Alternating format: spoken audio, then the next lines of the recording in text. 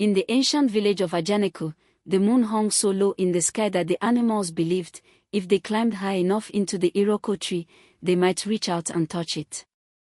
The forest was rich and deep. Rivers sang through its roots. Fireflies lit the footpaths like tiny lanterns. Drums spoke at night in the language that words could never quite capture. It was the kind of place where stories were born. And this is one of them. In this village lived a tortoise named Mbeku. He was not the strongest animal in the forest. The lion could break a tree with his paw. He was not the fastest. The antelope crossed the river before Mbeku had finished his first step. He was certainly not the most handsome. The peacock never let anyone forget that. But Mbeku had something the others did not. He had quiet. And inside that quiet, he had something even rarer, he truly understood people. While other animals rushed and shouted and laughed and argued, Mbeku sat still. He watched. He listened. He thought long thoughts slowly, the way a river thinks its way around a stone. Every evening, when the sun dipped behind the iroko tree and the first stars appeared, the animals of Ajanaku gathered beneath its great branches. It was their favorite time of day. Not because anything wonderful happened, but because they could complain together, and complaining together always felt a little better than complaining alone. The rains are too late this season. The lions take too much of the harvest. The monkeys steal from our stores before we even wake. The world is simply unfair. It has always been unfair. It will always be unfair. And every evening, Mbeku sat at the edge of the circle and listened. He listened the first evening. And the second. And the 100th. He never interrupted. He only listened, his old eyes steady as stones. One night, after hearing the same complaints for what felt like the 100th time, Mbeku did something he had never done before. He stood up. Slowly, as tortoises always do. He rose to his full height, which was not very tall, and he cleared his throat, which was not very loud, and the animals fell quiet anyway, because Mbeku so rarely spoke that when he did, you knew it mattered. If everyone hates tomorrow so much, then sell it to me. The forest exploded. The hyena laughed so hard he rolled sideways off the root he was sitting on. The monkey grabbed a branch above him and swung upside down, howling with delight. The parrot repeated the words over and over, sell tomorrow. Sell tomorrow. Which only made everyone laugh harder. Even the old owl, who was very dignified and never laughed at anything, removed his spectacles and polished them slowly, hiding a smile. Sell tomorrow. What kind of foolishness is that? Has the old shell gone soft in the head? Tomorrow is not a yam. You cannot carry it to market. Mbeku waited. He was very good at waiting.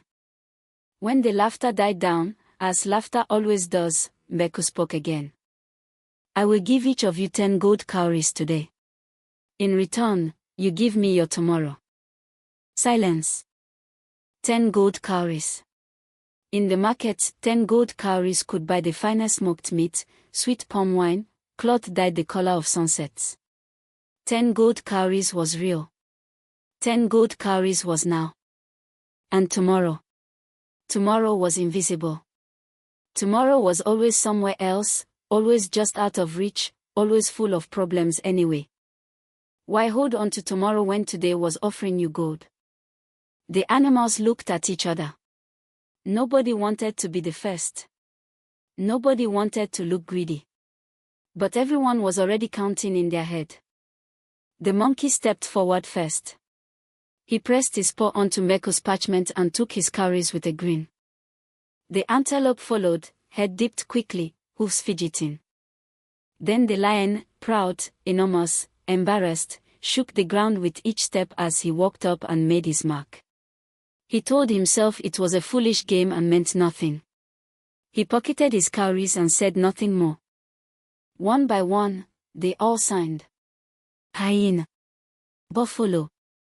Parrot. Warthog. All of them. They each took their 10 gold cowries and went home feeling clever. Only the old owl did not move. He sat on his branch, spectacles on, watching. When Mbeku's eyes found his, the owl simply shook his head once, slowly, and looked away. That night, Mbeku walked home alone through the moonlit village. He carried a basket woven from river grass.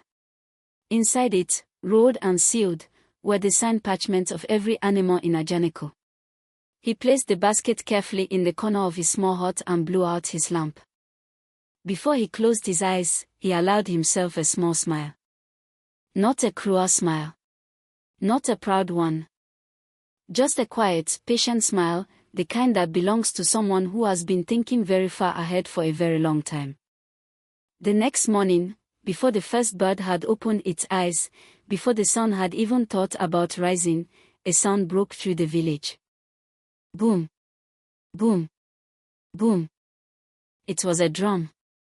Mbeku walked through the sleeping village, beating his small drum steadily, his voice rising over the huts and the trees and the still dark air. Wake up. Wake up, all of Ajanaku. Today belongs to me. Heads appeared in doorways. Bleary eyes blinked. Paws rubbed sleep away. The monkey stretched and yawned from his doorway. Mbeku, why are you making so much noise before sunrise? Mbeku stopped walking. He set down his drum. He reached into his basket and unrolled a parchment. He held it up so the monkey could see his own paw print. You sold me your tomorrow. Last night was today's yesterday. Today is your tomorrow. And tomorrow belongs to me. The monkey blinked. Then blinked again. You will harvest bananas from the ridge today. All of them. For my store. The monkey's mouth opened and closed. He looked at the parchment. He looked at his own paw. He looked at Mbeku. He had no answer. The ink was dry. The paw print was his. The sun had barely risen before Mbeku had visited every hut in the village. To the antelope, he said, you will carry water from the river to my farm. Every jar. Every trip. To the hyena. You will clear the weeds from my north field before noon. To the lion, proud, powerful, enormous lion. You will stand guard at my farm gate from morning until evening. And the lion, who could have broken Mbeku's gate with one paw, stood there instead and guarded it faithfully. Because the ink was dry. And the lion was a creature of his word, even when his word had been given carelessly. By midday, the fury in the village was a living thing. The animals ached. Their paws were sore. Their backs were tired. Their pride was broken. And now they all stood in Mbeku's farm, a tortoise's farm. Walking under the afternoon sun. This is cheating. This is trickery. You tricked us. You knew what you were doing. This is not right. This is not fair. Mbeku walked slowly to the center of the farm. He looked at the monkey. He looked at the lion. He looked at all of them. I did not trick you. I asked you a clear question. I made you a clear offer. You chose. I only did what I said I would do. He paused. This is not what cheating looks like. This is what happens when people trade the future for the comfort of today. The days stretched into weeks.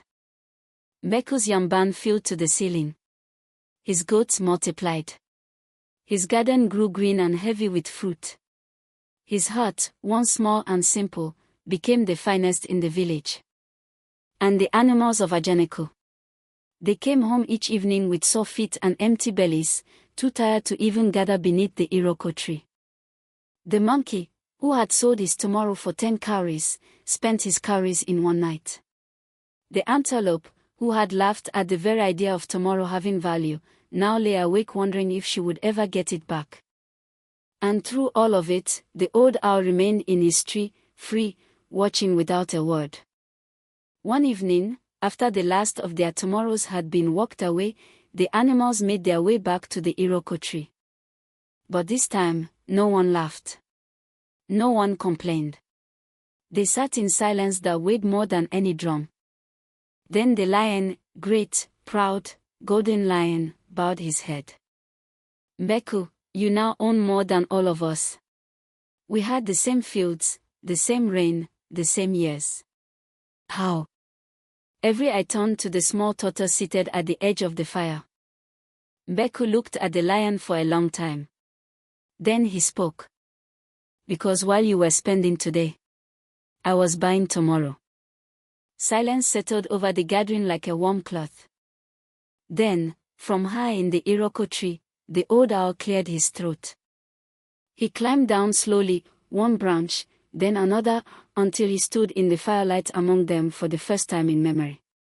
He looked at the monkey. He looked at the lion.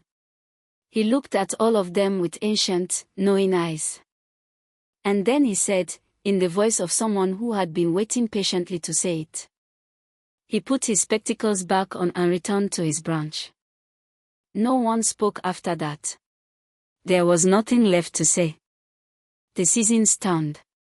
The rains came and went. Children were born in Ajanaku who would never know a time before Mbeku's lesson. But their parents remembered. And so they taught. Mothers told daughters, plant more than you eat. Fathers told sons, what you hold today is not yours until you have kept it. Grandparents told grandchildren, as the fire crackled and the stars listened. Never sell tomorrow for the happiness of today. And whenever someone wasted what they had, spent before they saved, laughed before they thought, ate the seed meant for planting, the old ones would lean close and whisper. Be careful. Mbeku is always buying tomorrows.